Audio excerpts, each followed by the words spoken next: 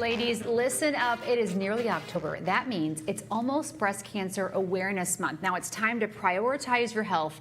One of the best ways to do that is to book your mammogram appointment. That is right. So join us to talk about mammograms and their importance is breast health clinician Kathy Johnson from HealthPartners in the Park Nicollet Jane Brattain Breast Center. How are you doing today? I'm great. Thanks for having me. Yeah, thanks for being in here. We're glad you're here. You know, we hear a lot about breast cancer during the month of October. I'm a firm believer that we should be talking about this every single month. Absolutely. I mean, and you're talking about it every single day with your patients and with your coworkers, right? I mean, this is a common conversation you're having about getting your mammogram every single year, right? Yeah, breast cancer is the leading cause of cancer except for skin cancer for women. Wow. And so depending on how old a woman is, somewhere between 7 and 12%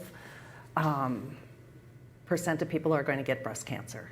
And you know that you hear this study in the statistic 8 out of every 10 or 100 women are going to get it, but really it is age dependent, and just like colon cancer, we're seeing breast cancer younger too. Yeah, Sure, yeah. So definitely. how effective is the scan of the mammogram? Like, what is it seen? Was it maybe not seen? And then like how old should you be when you start getting your first one?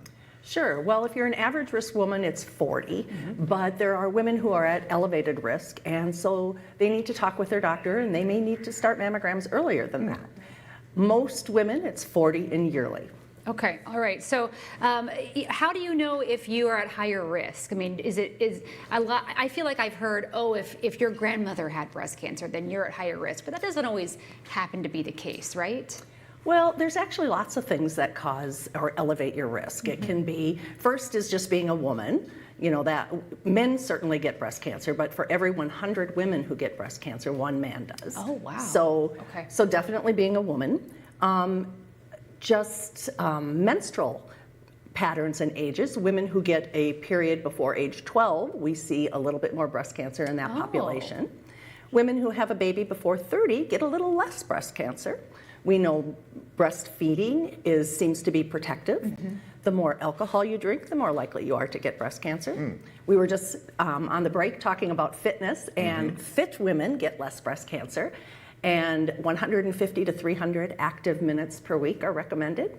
Wow. So obesity is a health factor for so many things, but obese women get more breast cancer, and particularly weight gain associated with menopause. You know, but then you have all these things, but then there's just, sometimes it just happens, right? And that's why mammograms are so important. We should be getting them after age 40 every single year. What are the rules there?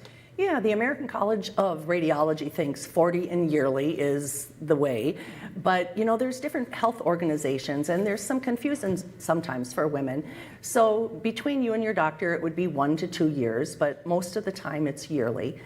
Mammograms are really effective. If we did 1,000 mammograms, non-symptoms, just coming in for your yearly checkup, depending on the risk group, will find typically 3 to 8 breast cancers. Wow. Most of the time it's 5 to 7, but that number, if it's a really high risk group, we might not get as many, or depending on the modality. So if we look at 2D mammogram and 3D mammogram, mammograms started to come around in the 70s, and they've made multiple changes over time. But the biggest one in the last 10 years or so is having 3D, or something called tomosynthesis mammogram. And I think of that as looking at the breast. A 2D is kind of looking at a whole loaf of bread, and a 3D is taking sections. So it's like slices of the bread.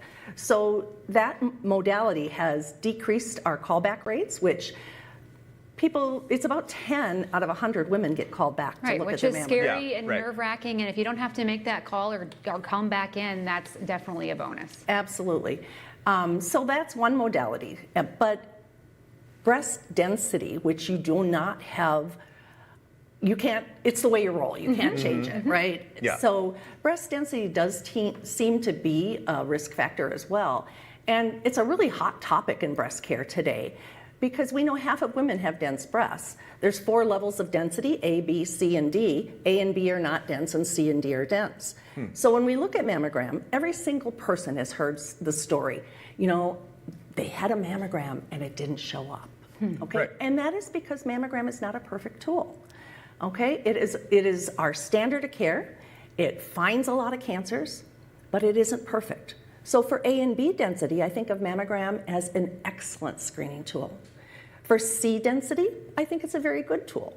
And D density, it's a good tool. It's still worth doing, but we know that as the density is higher, the breast tissue can kind of stack on top of each other, and it's statistically, the more dense you are, the more likely we potentially could miss a cancer. Okay, but there are other screenings. There are a lot of other tools that you have. There It's not just a are. one and done. No, there's a lot of tools that are coming out that are new that may not be endorsed, but are certainly being used in the Twin Cities here and across the country. And that is something called molecular breast imaging, something called contrast enhanced mammography, and then something called abbreviated breast MRI.